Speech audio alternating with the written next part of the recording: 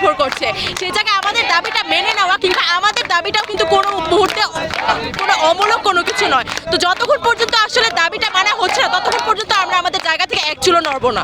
আমাদের দাবি তো প্রথম থেকেই যেটা ছিল সেটাই আমাদের এক দফা দাবি।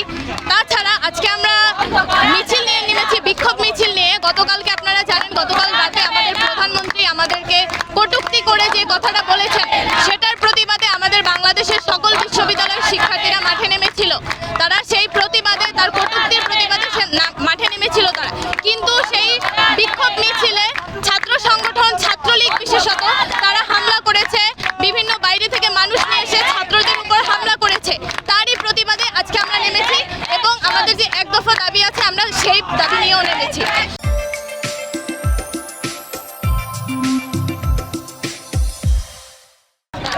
কটূক্তিটা ছিল যে মুক্তিযোদ্ধা নাতি নাতিরা কোটা পাবে না, তো কি রাজাকারের নাতি নাতিরা কোটা পাবে? তার মানে ওনার কথা বোঝা যাচ্ছে যে কোটাবিহীন যারা আমরা আছি আমরা সবাই রাজাকার। উনি ডিরেক্টলি না বলে ইনডিরেক্টলি এটাই বোঝাতে চাচ্ছেন যে আমরা নাকি সবাই রাজাকার। দেখেন, রাজাকার যে কতটা ঘৃণিত শব্দ সেটা আমরা ইতিহাস ঘাটলে